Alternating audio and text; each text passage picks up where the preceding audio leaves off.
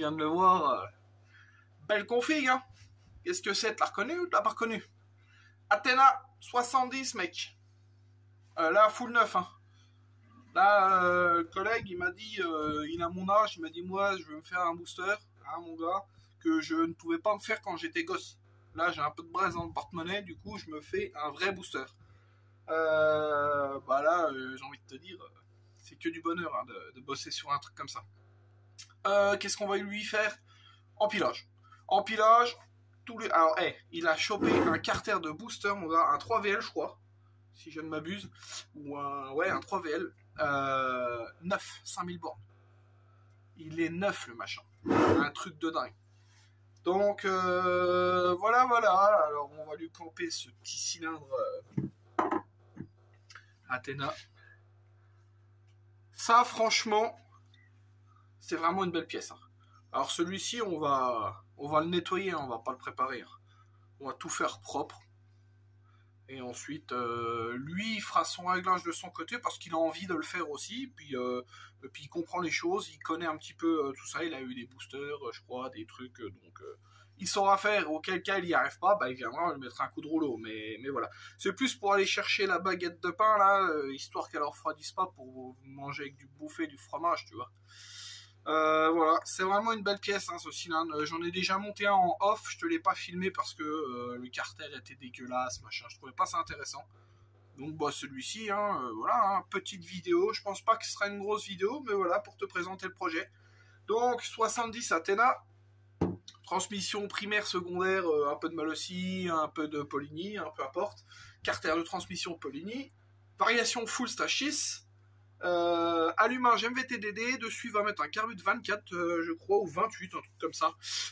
Villebrequin Athena qui va avec le cylindre, t'imagines bien. Par contre dessus il ne va pas mettre le pot comment dire Athena par souci de bruit si tu veux. Il va mettre les pots que tous les gens mettent dans les îles là.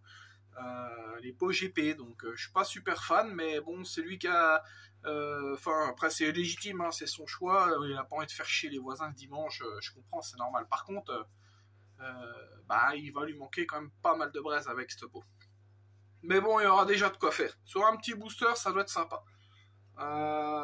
Comme dirait l'autre, ça va faire de la roue arrière. Donc voilà, alors j'ai tous les joints neufs, j'ai tous les spins neufs, je dois changer le seal en bloc de, comment dire, de machin derrière, là, faire le passage de variation. De mémoire, il n'y a pas besoin de toucher les transferts, parce que ça fait la taille de l'origine, donc il n'y a rien besoin d'usiner, c'est du plug and play. Là, ils ont fait un super truc Athena, franchement. En plus, ils appellent ça le cylindre Athena FL. Tiens, regardez le petit bébé. Ils appellent ça le cylindre Athena FL.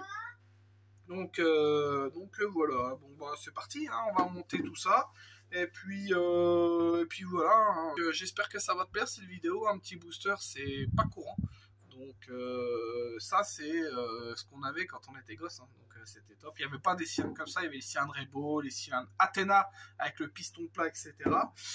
C'était déjà très très bien comme cylindre, il y avait les cylindres MHR en 47 et non pas 47.6. Donc voilà, il n'y a rien d'autre à dire. Donc en tout cas, moi, je suis content de bosser sur un truc comme ça. Ça va vraiment bien et c'est top parce que tout est neuf, c'est propre en plus. Donc, je suis content. Allez, c'est parti. On va faire le point de tout ça. On prendra les diagrammes, on prendra le taux. Bah, forcément, on prendra le jeu cylindre-piston, on prendra le, comment dire, le jeu à la coupe, tout ça. Voilà. Tu vois, ici, ce cylindre, en fait, ce qui est bien, c'est qu'ils ont fait des gros boosters. Alors, je te le montre. Ils ont fait des gros boosters et il s'appelle cylindre FL. Pourquoi? Parce que tu le fixes en bas là, tu vois. Ça veut dire qu'ils ont laissé de la place pour le dégagement de l'échappement. Donc franchement super. Hein. Alors des boosters dans un cylindre ça a déjà été fait. Yonnet en a fait à l'époque de, je sais plus c'était dans quoi, je crois dans un stage 6. Peut-être que je me trompe, je ne sais plus. Mais il avait, à l'époque c'était son retro. C'était le bon Rotronic. Il avait sorti vraiment de la braise du machin là. Je sais plus si c'était un booster. Ah non, c'était un Oveto. Il me semble que c'était un cylindre d'Oveto, mais il avait eu un travail de fou dans le cylindre. Mais le truc, il avait vraiment la braise, si je me souviens bien. Bon, c'était un truc de run, donc voilà. Mais tout ça pour dire que des boosters comme ça dans un cylindre, ça a déjà été fait. Voilà. Bah, y a rien d'autre à dire. C'est parti, on va commencer à assembler tout ça. Hein, je vais dire aux gens, la caméra ou pas? Fais normalement.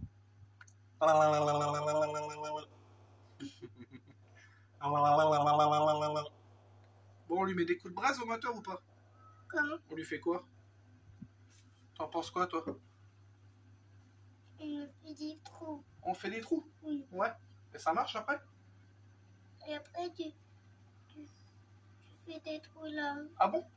Et après, tu colles là. Je colle là? Oui. Tu veux faire des trous partout et coller? Ouais. Et après, tu penses qu'il fait comment? Après, il faut que là, tu coupes. Ouais. Il faut que tu mettes de la colle là. Ouais. Et puis après? Après, il faut faire quoi?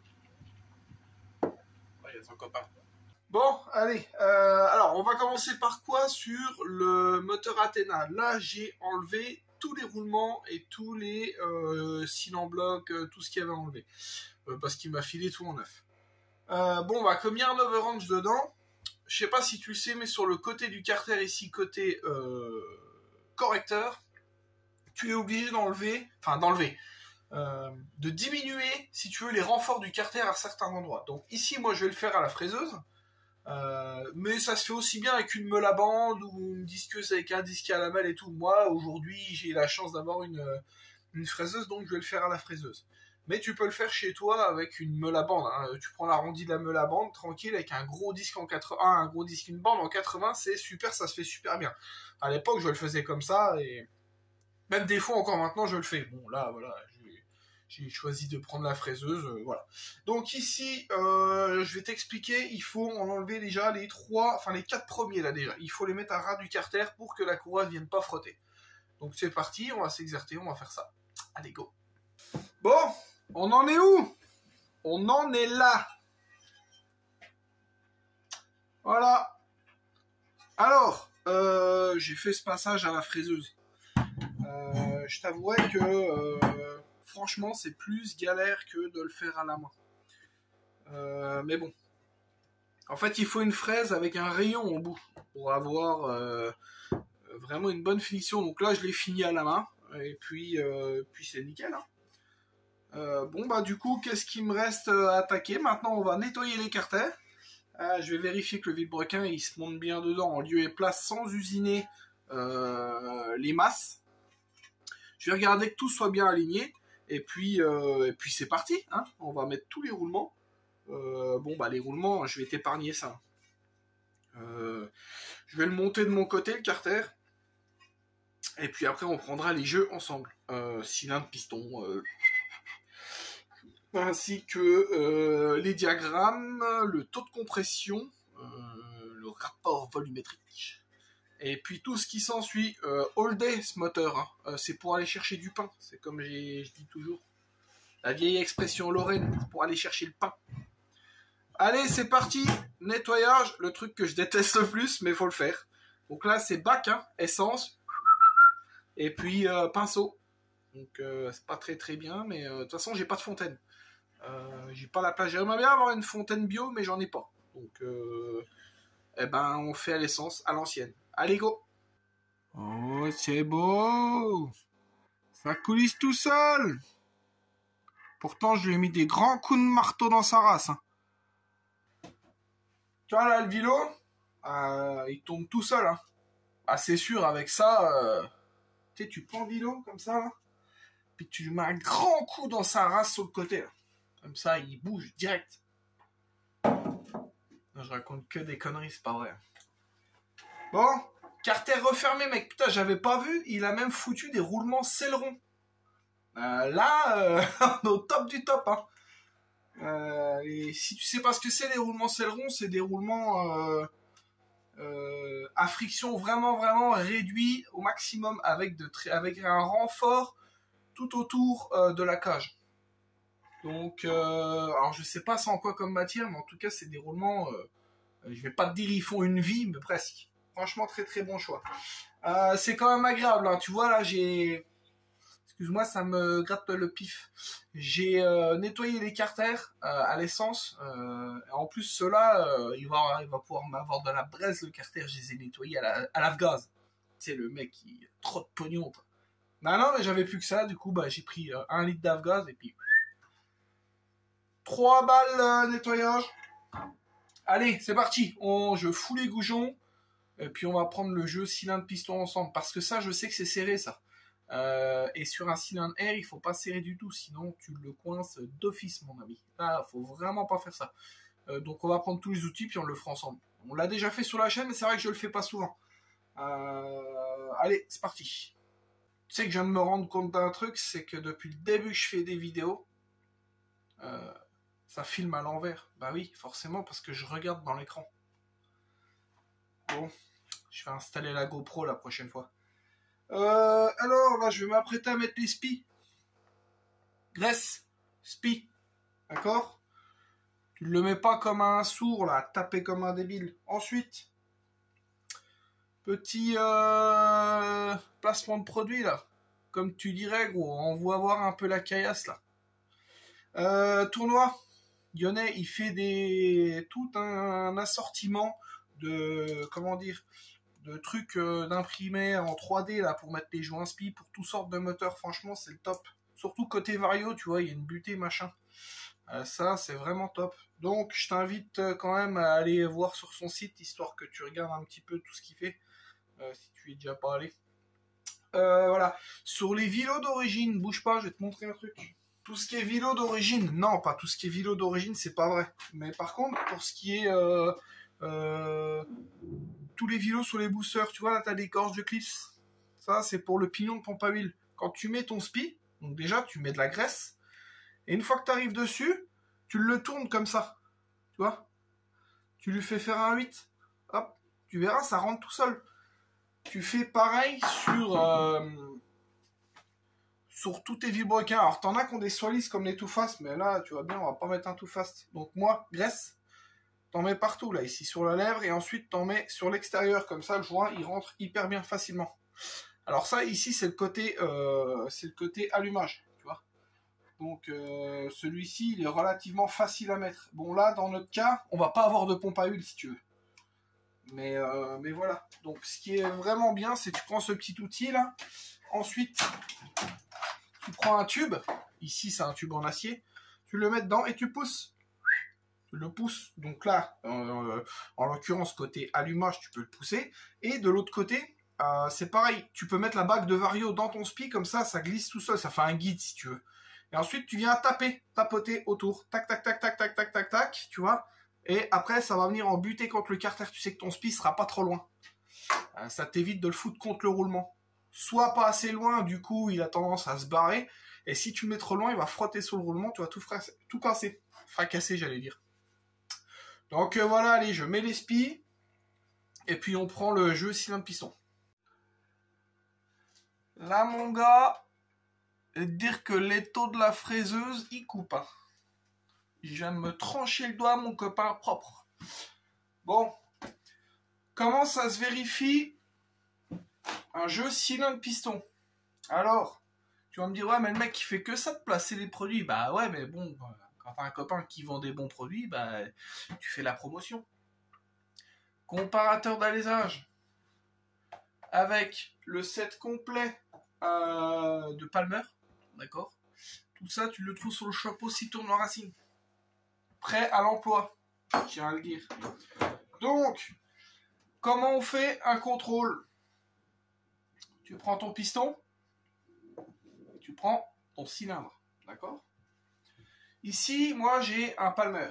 Donc, moi, je vais ouvrir mon Palmer pour ensuite aller y mettre mon piston. Donc, ici, tu sauras qu'un piston, c'est comme ça, d'accord?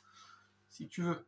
Plus tu vas vers le haut du cylindre, plus tu vas vers la calotte en haut, comme ça, plus c'est petit, d'accord? Donc, il faut que tu le prennes au plus large, en bas. Moi, je te conseille de le prendre pas côté axe, mais des deux côtés là. Et je me suis quand même bien coupé. Hein. Voilà comment il est tranché le doigt. Il faut que tu le prennes ici, au plus large, en bas. D'accord? Alors après, tu fais comme tu veux. Moi, je te conseille de le faire comme ça. Donc, tu prends ton comparateur. D'accord? Ton Palmer, par exemple. Tu l'ouvres à fond. Ici, j'ai pris le Palmer. Palmer, tu le dis comme tu veux. Hein. Moi, je dis Palmer. Tu l'ouvres à fond.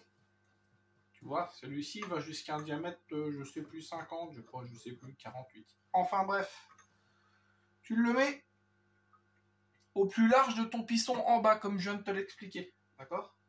Et ici, tu as une petite molette du côté là. Tu viens serrer avec celui-ci. Tu vois? Jusqu'à temps que ça fasse ça. Clic, clic, clic, comme tu dirais. Voilà. D'accord? Ici, ça te donne une cote. Je vais te dire, pour te faire simple, la cote là, pour le moment, t'en prends pas compte. D'accord? Tu bloques ton palmaire. Hop, ici. Moi, je sais qu'ici, j'ai la largeur de mon piston. D'accord? Donc, je l'enlève. Ensuite, je prends mon comparateur de validation. D'accord? Tu vois, ici, en bas, tu as une tige qui bouge. Et quand je la presse, tu vois, ça sort. Donc ça, moi, je vais venir le mettre dans mon palmer. L'idée, c'est de mettre le comparateur comme ça. Donc, tu l'alignes bien. Hein. Tu le mets bien à droit parce que sinon, tu es comme un con après si tu vois rien. L'idée, c'est le comparateur là, c'est de le mettre à 0. Entre tes deux... comment dire? Entre tes deux... merde, je trouve pas mes mots. Entre tes embouts de... Voilà, vache, le mec, il a du mal. Hein. Entre tes embouts de palmer. C'est pour ça que je te dis, il faut bien le bloquer. Donc là, ici, moi, je viens me mettre bien droit. D'accord? Et ensuite, je viens me claquer à 0. Alors là, je vais pouvoir le desserrer un petit peu. Pour pouvoir le faire tourner, le machin. Parce qu'il est quand même dur. C'est ça qui est bien. Moi, il bouge pas. Donc ici, je vais venir me coller à 0. Alors, c'est un peu galère quand t'as pas l'habitude. Hein. Tu vois? Tu vois, là, je détourne un petit peu. Je suis quasiment proche du 0. Alors ça, c'est super important de vraiment, vraiment bien le mettre à 0. Parce que c'est ce qui va te donner, c'est ce qui va te donner la cote de ton piston, en fait. De ton cylindre, cylindre piston. Tu vois, là, je suis à... Si je me mets bien droit, je suis à... coup de chance, je suis à 0. Pile. D'accord? Donc, une fois que je me suis mis à 0, je prends mon cylindre et je viens y mettre mon comparateur. Donc, là, le cylindre, lui, par contre, il est droit, le cylindre. Tu le mets où tu veux. Donc, le plus simplement, c'est tu mets ton cylindre à plat, comme ça. D'accord? Et ensuite, tu viens mettre ton comparateur dedans. Donc, c'est le mieux à faire. Donc, ensuite, tu cherches ton point 0. Voilà. Toi, je me suis mis à 0. Là où je suis le plus haut, hop, je me mets à 0. Donc là, là, je suis bien droit. Hop, 0. Tu cherches un petit peu. Hein, la cote la plus basse et la plus haute. Donc là, je me suis mis bien droit. Et j'ai 4 centièmes de jeu. Je te le dis franchement, 4 centièmes pour un booster, enfin un moteur à air comme ça vertical, c'est serré à fond. Mais vraiment à fond. Alors tu peux reprendre la cote 2 fois hein, si tu veux. Mais là 4 centièmes ça fait... Il va falloir vraiment bien le faire chauffer et bien le rôder. Donc ça je vais lui dire. De toute façon je lui avais déjà dit au préalable parce que les premiers que j'ai montés c'était déjà pareil, c'était déjà très serré. Ça chauffe à 80-90 degrés. Hein. Donc il faut lui mettre du gicleur à mort, pas le comprimer. Et du jeu cylindre piston. Moi, pour un booster, je préconise 8 centièmes. Tu fais comme tu veux, mais si tu veux vraiment pas avoir de problème, 8 centièmes, entre 7 et 8 centièmes pour un 47.6, c'est bien. 4-5 centièmes pour un moteur liquide, un Too Fast, ou un HK, ou un Malosier, Macher Team, ou ce que tu veux, ça aurait été bien. Par contre, là, pour ça, ça fait vraiment serré. Donc voilà, tu vois, bon, ça a un petit coût, t'imagines bien. Par contre, si tu veux vraiment faire une bonne métrologie sur ton moteur, eh ben, c'est quand même nécessaire. Alors, tu peux le faire avec un pied à coulisse, hein, bien évidemment. Ça fonctionne très bien aussi. Par contre, là, si tu veux vraiment aller dans la précision, bah, effectivement, il te faut quand même un comparateur comme ça. Donc, va voir sur le site Tournoi Racing, tu verras. Je ne sais pas à combien il est le pack. Parce que il me semble que de mémoire, celui-ci m'en avait fait cadeau. J'avais payé... ça, mais il m'en avait fait cadeau parce que d'ailleurs merci encore à toi parce que ça me sert quand même pas mal. J'en avais un mais qui était obsolète, il était tellement vieux que voilà. Donc voilà, j'espère que mes explications elles auront été bonnes. Au moins ça te donne l'indication sur rodage par rodage. Tu vois là on aurait eu 8-9 centièmes, on le laissait chauffer, on n'avait même pas besoin de le roder. Donc après bah, il va y avoir le jeu à la coupe, hein, c'est toujours pareil. Hein. Donc plus un moteur il chauffe, plus il va falloir mettre du jeu à la coupe. Donc ça c'est normal. Moins ça chauffe, moins t'en mets, entre guillemets. Voilà. Et en plus là, la section d'échappement elle est pas grosse, il y a des boosters dedans, donc voilà, on va pas non plus faire un truc de débile, mais voilà. Donc tu vois, on a quand même plusieurs tailles. Hein. 50 à 75, on a de 75 à 100 et de 0 à 25. Donc je t'avouerai que le 0 à 25, je m'en sers jamais. Par contre, les trois autres, je m'en sers souvent, surtout quand je fais de la motocross pour avoir les codes de piston. Voilà, donc allez, c'est parti. Hein. Maintenant, on va prendre un squish, un taux, parce que là, j'ai vu qu'il donnait que un joint avec. Donc j'espère que c'est pas mal, sinon, il va falloir reprendre la culasse. Donc voilà, donc là on a déjà pris pour moi ce qui est le plus important, le jeu cyan de piston avec le taux de compression. Allez, c'est parti. Bon, je viens de faire le squash. Alors eux ils préconisent 0,80, c'est entre 0,80. Alors toujours bien lire la notice, hein. Tu peux t'imaginer bien que c'est des mecs qui ont monté leur cylindre, ils savent quand même quoi, c'est pas des burnes. Ils te disent 0,75, 0,80 pour avoir vraiment la puissance optimale. Tout ça avec un échappement racing, donc un échappement qui vide. Là, ici, il va y avoir un échappement GP, là, tu sais. Le machin, tu veux cuire des œufs dessus, tu peux, il n'y a pas de problème. Ça chauffe à fond. Du coup, moi, j'ai décidé de le mettre plus haut. J'ai mis 0,9 de squish. Donc là, on a mis 0,9 de squish. Maintenant, on va prendre le taux. Je vais te montrer un truc que tu sais pas, ou que tu sais, j'en sais rien, tu vois. Quand tu prends un taux de compression, tu dois mettre ton segment déjà. Donc, une fois que tu as mis ton segment, tu trouves ton point Moreau. Moi, ce que je fais pour prouver mon point Moreau,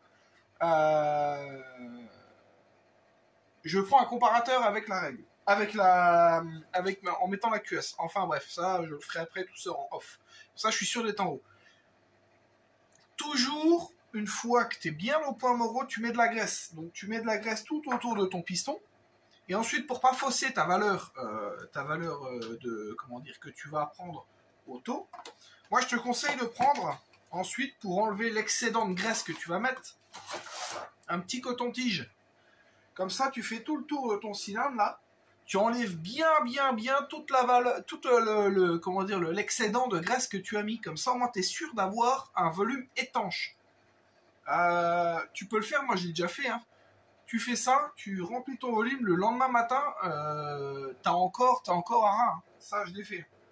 Et à chaque fois que je reprends une mesure, je mets toujours de la graisse.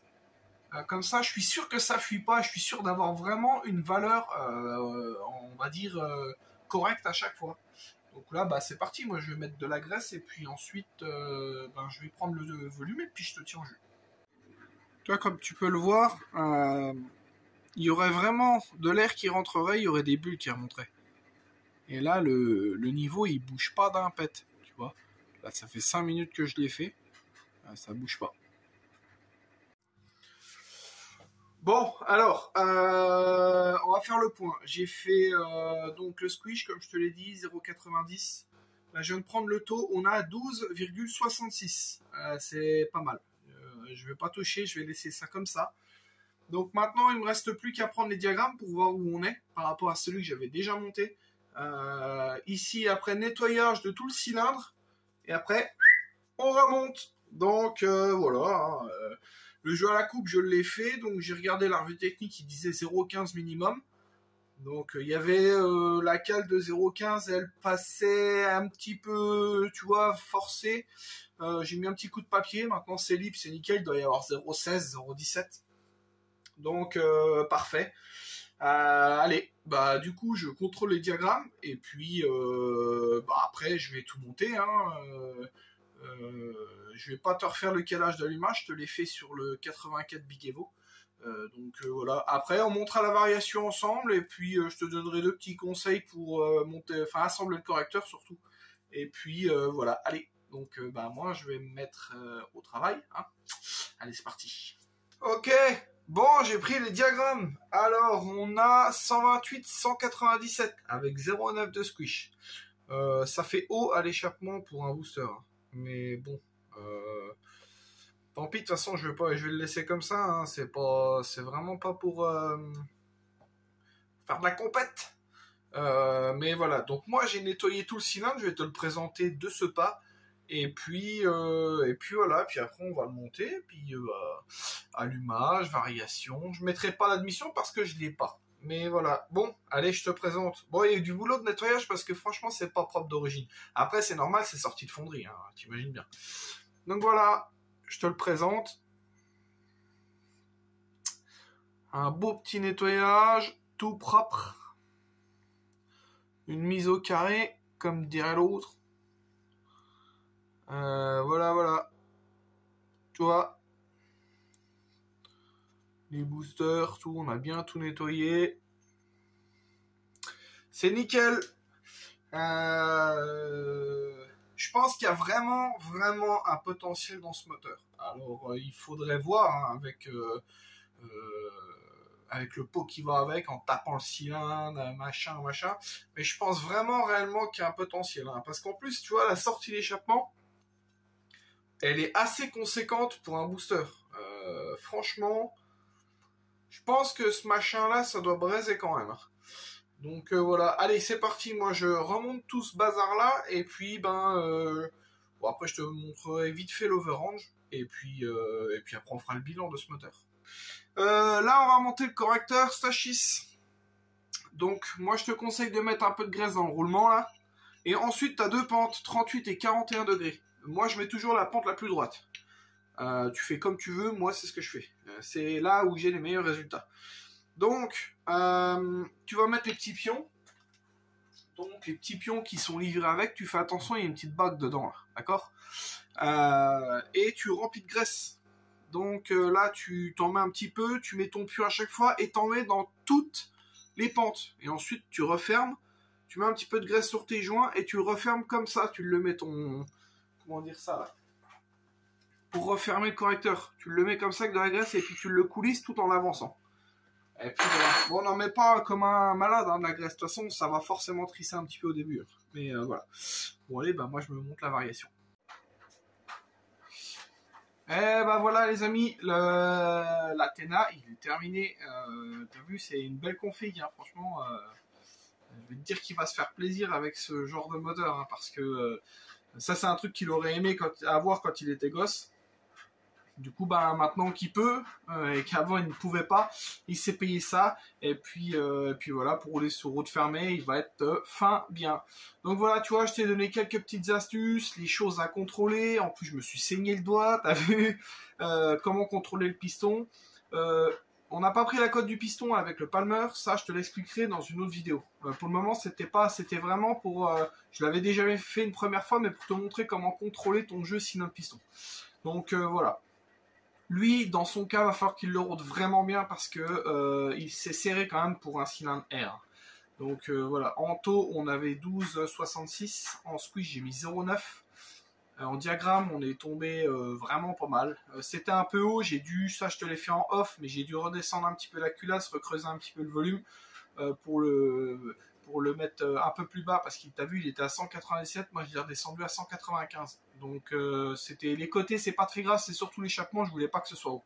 On a nettoyé tout le cylindre, vraiment vraiment propre, petite préparation pour rester soft. Et puis voilà, j'ai pas mis l'admission, il va la mettre de son côté. Dessus, il va y avoir un carbu de 24 PWK, je crois. Donc voilà. En tout cas, j'espère que cette vidéo vous aura plu. Merci pour tous les commentaires que vous avez mis pour le moteur Piaggio.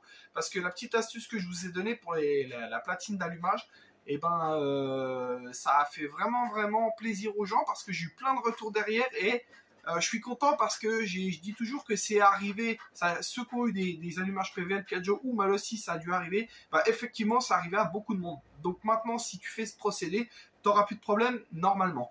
Donc voilà, passez une bonne soirée, prochaine vidéo, on retourne sur du Too Fast, il va y avoir aussi un autre Testarossa 94 à préparer. Et puis encore un autre Too Fast complet à faire. Et puis encore un autre Too Fast encore à faire. Et puis après on attaquera les vidéos du proto qui est là à ma droite. Donc voilà, peut-être que les vidéos seront intercalées, je sais pas, on verra. Sachant que le proto il va y avoir plusieurs volumes, ce sera des vidéos plus courtes. Voilà, je vais essayer de faire des vidéos de 15 minutes. Je vais essayer parce que c'est vraiment compliqué pour moi. J'arrive pas à faire plus court. Si je veux vraiment tout expliquer, j'arrive pas à faire plus court. Donc voilà, j'ai rien d'autre à dire. Merci à tous, passez une très bonne soirée, je vous dis à la prochaine. Soyez attentifs parce que là on va essayer de faire une vidéo tous les 15 jours si je peux. À voir. 15 jours, une semaine, 3 semaines, je sais pas trop encore, suivant le temps que ça me prend l'atelier. Là, le prochain chantier, ça va être... J'ai récupéré enfin, il y a quelqu'un qui m'a envoyé un moteur, tout face passion complet, 100 à faire. Et donc, l'objectif, c'est préparer le cylindre et puis on va le foutre au banc. Voilà, donc ça va rouler à la Q16 avec un gros carbu, tout, donc ça devrait sortir de la braise normalement. Voilà, allez, ciao, amusez-vous bien, prenez soin de vous, à plus tard, ciao.